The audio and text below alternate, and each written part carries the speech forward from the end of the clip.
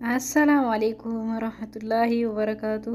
Hordoftoota raadiituu fi akkam jirtanii nagaa keessanii hundi keessanuu bakka jirtanitti nageenyi rabbi sinirra haa jiraatu. Hadda viidiyoo haaraa qabadhee isinii dhufeera. Viidiyoon kiyyaa arrostoo kan goofumaa hojjedha. Hundi keessanuu ni beektanii garuutti si yaadachiisa jedheeti dharraanaan ammaaf isiniin qoonne jedheeti anis loongi taayimiidha garuu soon nyaatiin tureera. Mi'adha yaadannaan hojjedhee isinii qooda jedheeti. Warri chaanaalii kanaa fi haaraa taatanii sabskiraaybii godhaa maatii kootaadha galatoomaadha hundi keessanuu. Amma kana barbaachisuu bishaan ho'aa fi sooqiddaa fi zayita xiqqoosiitiin zayita yoo barbaadanitti illee godhachuu baattan waan rakkinaan qabu garuu lixiin kiyyaa naannoo toluudhaaf xiqqootti godhadheera. Akkuma argitan kana ittiin baay'isnee diqqooma.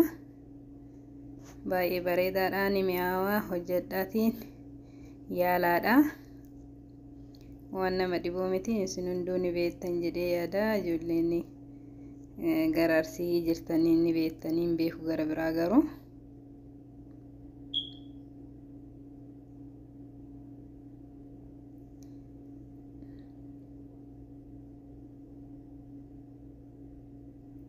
Sa'aatii barbaadan godhattanii shaayii waliin aannan waliin nyaachuu ni dandeettanii geezama barbaadanitti. Baay'ee bareedaadha salphaallee osoo nu gahaa.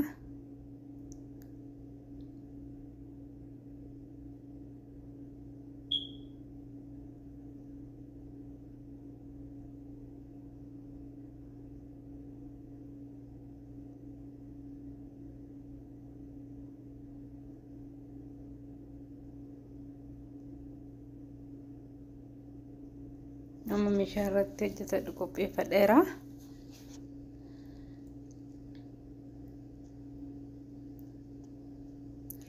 Raafadhee duraan sadii faangoona mi'amma sadii na yaala.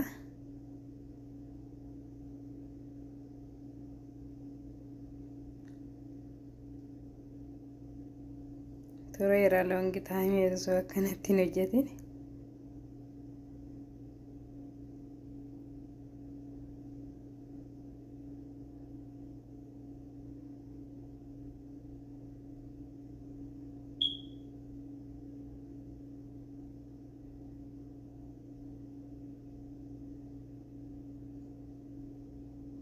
Sadiin yaalaa jira.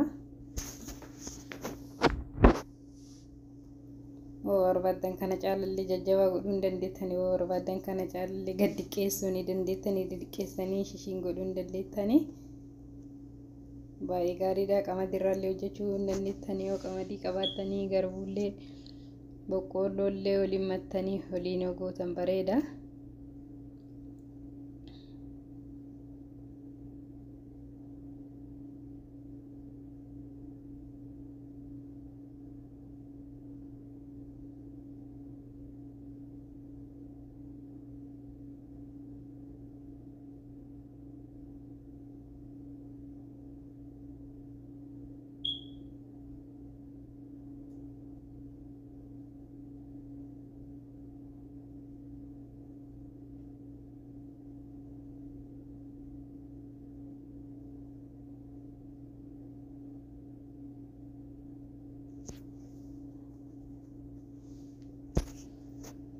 Lama lamaan godha.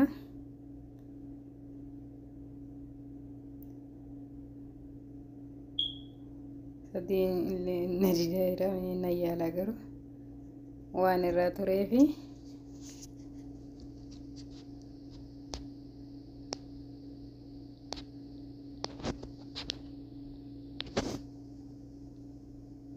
Kunoo sadiin amma sirriitti hojjedheera.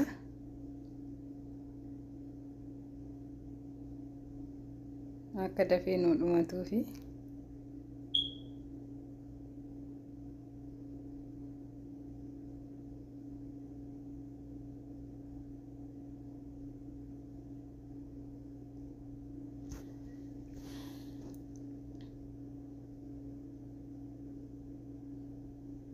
Amma bishaan kiyyaa dafeera. Zayita xiqqootti godhadha. Barbaree maankaa tokkotti godhadha.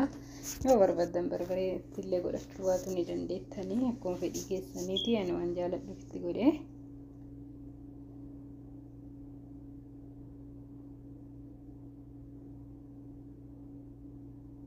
Hamma barbareen kun hoomacha fixatu akka bilchaatu gooneetti qadaannee haa bilchaatu. Haa danfu sirriitti. Hamma hoomichi kun irraa badutti. Kun akkuma argitan kan hoomichi badeera sirriitti daffeera. Amma itti naqannaa jechuudha.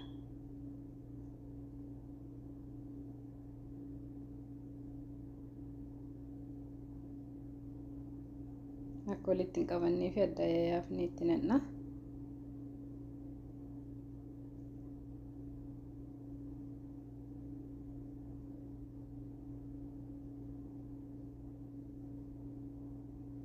Amma inni bishaan kana fixatuu fi jala qaqqannasnee suutuma jennee amma daffaa jira kunoo. Ibidda irra gadi hir'isnee enna. Haga inni fixatuu ni eenna jechuudha. Amma kunoo bishaan fixataara. Akkuma argitan kana fixatee sirri gogee jira. Hoomuu nafne. Amma hiikaa qopheeffadhee asitti immoo dhadhaa jala qicadhee barbarii xiqqoo jala godhadhee itti akkuma marqa baasan nutti jechuudha.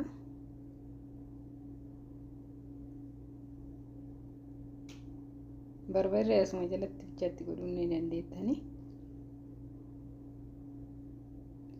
Warra dhadhaan qabnellee zayitiidhaan godhachuu ni dandeettanii. Zayitii bakkuma dhissisanii itti baay'istanii dhiqoosii.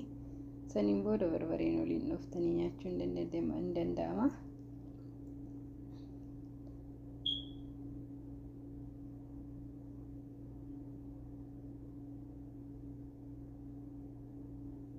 Ammasumatti naqanna.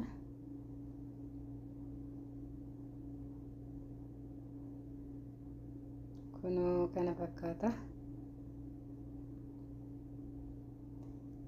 Amma barbaree xiqqoosii gubbaatti itti qicadhaa. Dhadhaa xiqqoosii gubbaan itti godhadhaa. Barbaree hojii akka malee waan jaaladhuuf isin immoo itti dhiqeessuu ni dandeettanii. Gisee tokko qofatti godhuu ni dandeettanii. Namni garaacha qabu waanti. Kunoo amma kanatti bareeda ta'eera. Yoo barbaannes illee nyaachuu ni dandeenya. Yoo barbaanne immoo maankaanis nyaachuu ni dandeenya. Waan nama dhibuu miti. Kana fakkaataa akka jaalattanii abdiin qaba. Viidiyoo kana hoo jaalattanii laayik godhaa, sheerii godhaadhaa. Nagaan naa turaa. Viidiyoo biraatiin hamma walitti deebinutti hundi keessanuu bakka jirtanitti nageenyi Rabbii isin bira haa jiraatu. Nagaatti naa turaa.